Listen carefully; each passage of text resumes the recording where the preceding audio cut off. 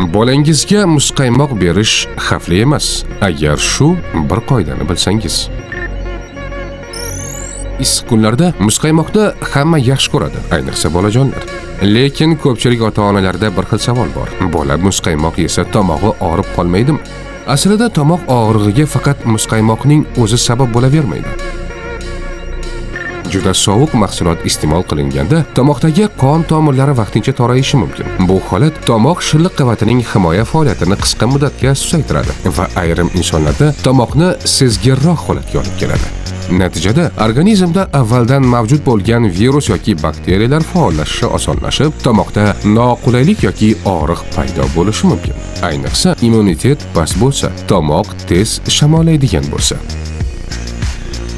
Bolangizga muzqaymoq berish xavfli emas, agar bitta oddiy qoidaga amal qilsangiz.